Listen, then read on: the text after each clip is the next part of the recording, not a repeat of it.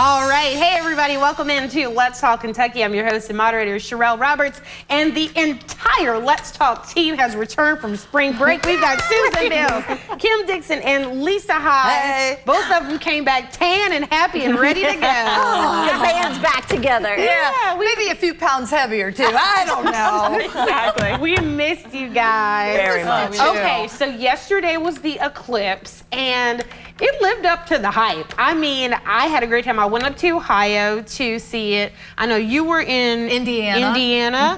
And then Kim, I was in the front yard of my house. Susan, I was in the backyard of my house. Yeah, it was really, really great. And just to see so many people around North America, because again, it went all the way across, to be able to share in that event and just kind of have this unifying moment. It was, to me, it was really, really nice, you know? It was. Now, the only thing that could eclipse the eclipse, as we talked about yesterday, was John Calipari. So we got the news on Sunday night that John Calipari was going to be leaving to go to Arkansas. Or did we? Yesterday, the rumor mill was just churning and churning like nobody's business. So I started out, I said, now, mind you, I don't even watch basketball all like that, but I was invested in this. Like, this was like my family. I mean, I was on Twitter. I listened to the entire Kentucky Sports Radio show, and everybody had something to say yesterday. The rumors were Absolutely. crazy. Twitter was nuts. My favorite was reading. Adolph Rupp was actually frozen like Walt Disney, and he will be reanimated. That was my favorite one. No. That's crazy. No. But it's like people are losing their minds about it. Like there were people like, someone's got to talk me off the ledge because I can't, I'm losing sleep. I can't function. I'm losing my mind. And I'm like, okay, guys, just take a deep breath. Right. Count down from 10. Yeah, it's gonna I be know. okay. It's been insane. I mean, I keep seeing rumors, too, which I didn't realize they were rumors, so I'm on vacation, and I'm looking, and they're like, yes, Rick Pitino has been asked to come back for a 4-year deal. And I was like, Rick Pitino, what? And then, you know, and then I read the comments, and everybody's like, you know, no, it's not true. You know, this isn't true. But yeah, Jay Wright, his name's been thrown out there. So many different coaches, Jack Donovan. Yes. So but it's a lot of rumors going on right now. Exactly. You know how men pretend like they don't like soap operas? Oh, they do. This has been a soap opera. It's like all of the behind the scenes talk has been coming out now. Like who got along with Cal? Who didn't get along with Cal? This coach left here, so then he had to go there, and they had to go. They have been gossiping about this worse than we gossip about our business. It's true. They have. And John's out walking his dog. Right. That's right. Any comment from you, John? He's like, I'm just trying to walk my dog, okay? Exactly. So we'll continue to watch that. This is something that's not going to go away because we have so many things to do. What's going to happen with the players? You know, who's going to be our coach? What's it going to look like? So we will keep you all posted on all of that. We are on All Things UK Basketball Watch, and we'll keep you posted. All right, And breathe. yeah, just breathe. Exactly. All right, everybody stay with us. Coming up after the break, we'll have a countdown conversation about beauty being in the eye of the beholder.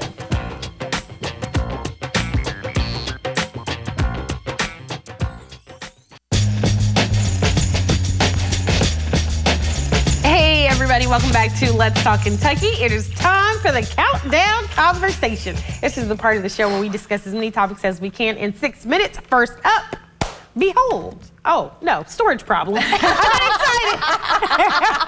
excited. I was ready to talk about the second one. Let's talk about the first one. Okay, so Lisa and Kim evidently have a problem. Imagine that.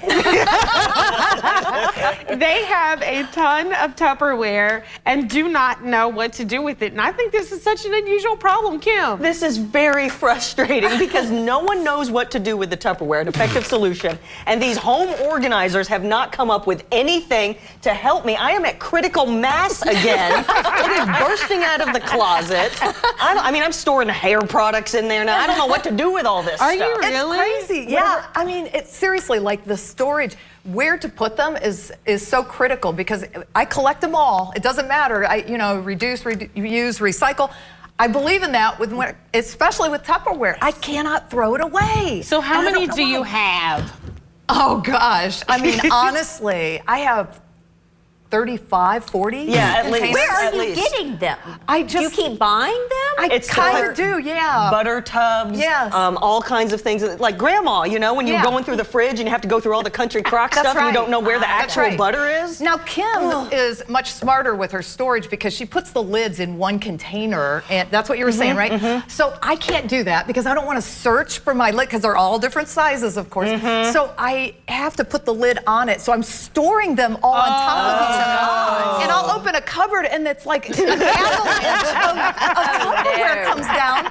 So I moved them to another area down low, and every time I open that, it falls out on me. I don't even want to open the cupboard anymore. I just No. if I get a new one, I just kind of whack it. throw it in Susan, there. where are you on this? So I have a drawer, just like the bottom drawer of our kitchen cabinets, and that's where I store that. I too used to be a problem. Like I had so much Tupperware, and I don't know where it was coming from. It was growing, and so, but I ended up getting rid of a lot of it, and some of it I needed to. Like they would have, like I stored spaghetti in it, and the Tupperware would still be like stained red, even though it was clean. You know what I'm talking about? Oh, yeah.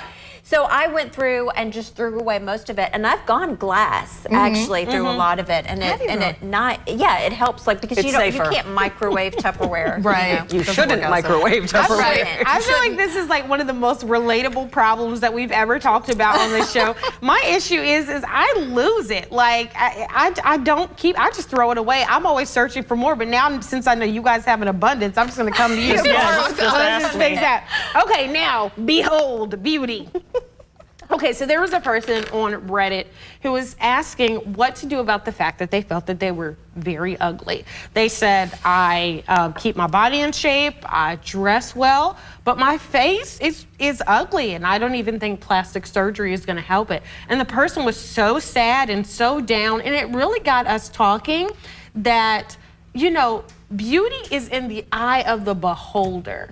And people can think they're ugly and somebody else might think they look just fine. No matter what, there's somebody for everybody. And I'll say this, I've dated some uglies in my day, and in fact, I prefer them. I like medium ugly to ugly. I do. I prefer that in my dating. I like a good medium ugly. But why? The question is why, Sherelle? I don't know. It's just my type. I love a good medium ugly. I just do. I mean, I've dated really beautiful guys before, but it's just something about the medium uglies that just get me where I need to go. They're kind of safe, right? The pretty boys are kind of the problem sometimes. Yeah. You know, they're so attractive. They're all puffed up. They think they look good and they have no personality. Oh, true. That's true.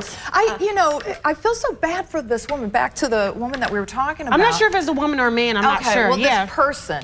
So, beauty definitely, I know it sounds so trite, but beauty comes from within. It does not, I've seen some of the most beautiful, supermodels that have had just horrible personalities, horrible. And it made them seriously look physically ugly from that. So, if you have a beautiful heart, that is going to shine through. It really, truly is. Yeah. And if you're feeling down about it too, giving back to community is always a good thing to do when you're feeling down or depressed about yourself. Kind of take it off of yourself and give back to others that need help and that are maybe less fortunate that you are. Then all of a sudden you realize, how good you really have it. And you start having a better positive outlook on yourself.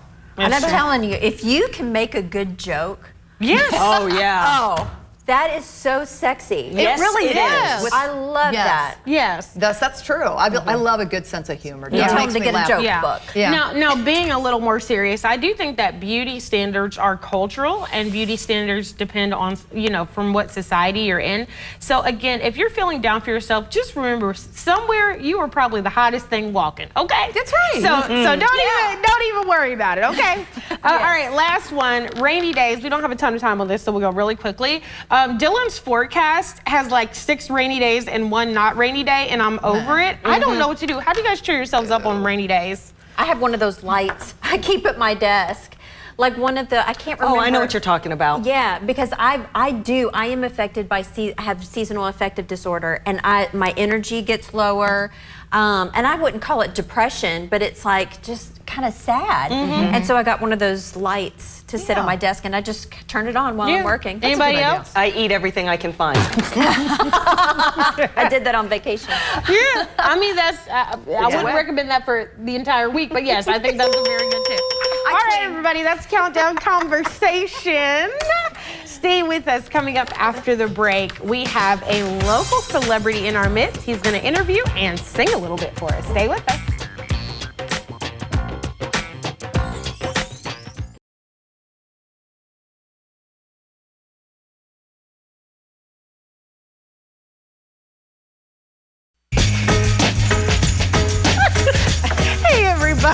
Welcome back to Let's Talk Kentucky. We've been having fun during the commercial break. We're here with the entire Let's Talk team back from spring break. Lisa High, Kim Dixon, Susan Mills, me, and joining us at the table is Mario Radford. Yes.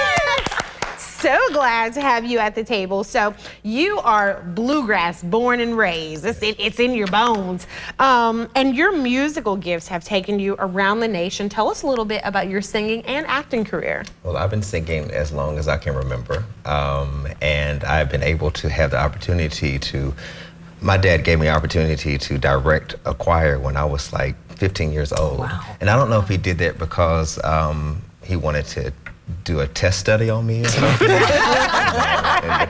the people even came, it was packed. So I don't know if they were coming to see if it was going to fail or not, but I've been doing that for a long time, as well as I've had the opportunity to sing and travel with the Kentucky State University concert choir and gospel ensemble. And then I've also had the opportunity to be in the James Brown biopic as the chauffeur with Chadwick Boseman when he was in that. So that was a really great opportunity. Very small role, but it was a pivotal role that I was really not supposed to have, but it worked in my favor. That's awesome. Well, you have a live upcoming event. So can you tell us about the event and kind of what the attendees can expect? So it is live music and original music. So there's some music that I have written that I've been singing in my head for a long time, and I figured I wanted to sing it, get it out of my head. So it's going to be live recording. So it'll be released later on Spotify, Apple Music, Google Play, and all those different things. So people will be able to have the Hamilton experience where they get to be in the room where it happens. So that is the type of experience that it will be that night. Live, diverse music, uplifting, encouraging music, gospel-centered, but very diverse. That's awesome. Love that. Now, Mario, this recording will benefit a local charity, one of my favorites, Arbor Youth Services. Yes. Tell us about that. Well, as one who have had the opportunity to have parents that have always been connected to mission work, I think that it's very important that we are not just believers who just hide in our walls, but that we are actually supporting and uplifting other people. And I think that their mission is very important because there are people who do fall through the cracks and people who are forgotten about. And I think they do a great job of marrying that mission with ministry. I believe it's ministry to be able to help other people. So I think to be able to highlight them in any way, I don't think you can ever highlight those type of things enough. Absolutely. So I don't want it just to be a night of great singing,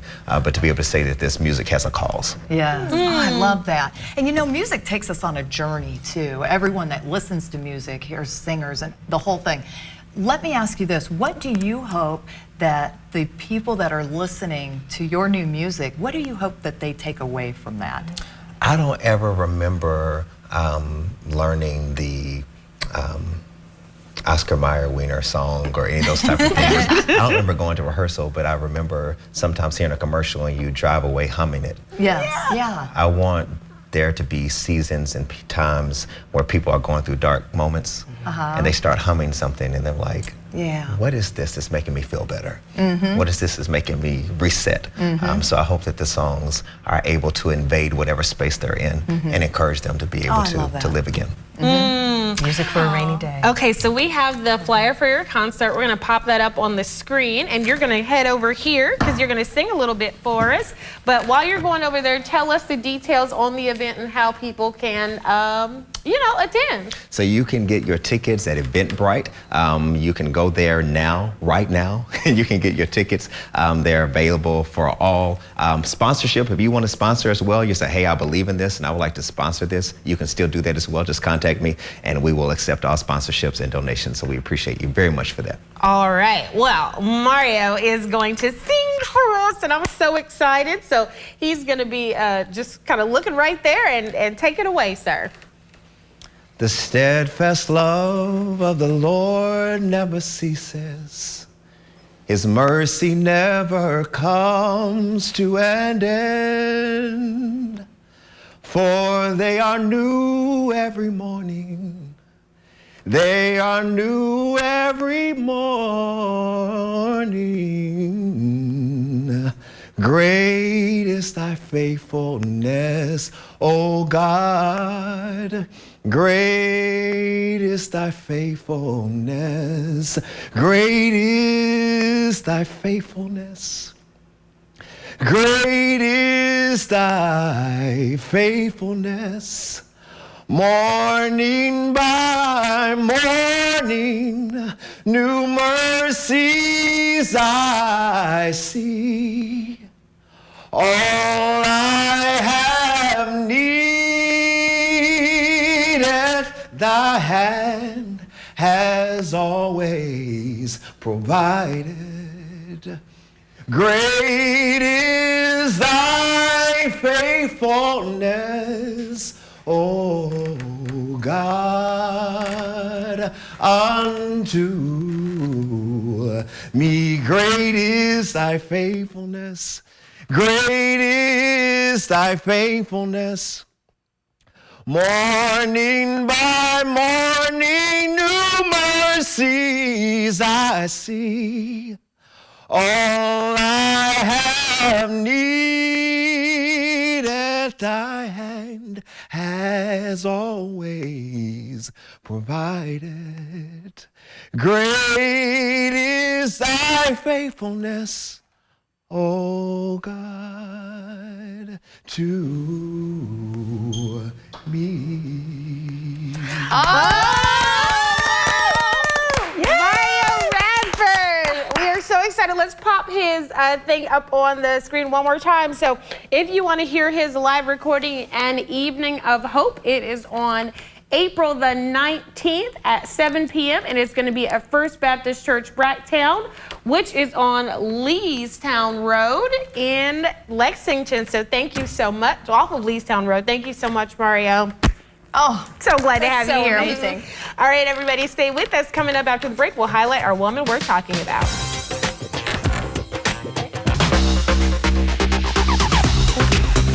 Well, everybody, welcome back to Let's Talk Kentucky. Man, what a show. We had a clips recap, John Calipari updates, and then Mario Radford to top it all off. It was amazing. Very nice. I just want to say, if anyone has any storage Tupperware tips, my email is kdixon@WTVQ.com, and I need help. She's obsessed. She is obsessed. That is so funny. There's a group out there for you. There's got to be. Yeah. Exactly. Okay. So we like to end every show by highlighting a woman we're talking about. And today's woman is Willow Hambrick. Willow is a retired public school teacher, and she served on the Georgetown City Council. She's also really involved in social and political activism through Kentuckians for the Commonwealth, Georgetown Pride, the Community Coalition for Racial Unity, and the Poor People's Campaign, as well as Moms Demand Action. Like, she is busy. She was elected to the Scott County Democratic Party Executive Committee, and she's also a founding member of the Literary Guild of Georgetown.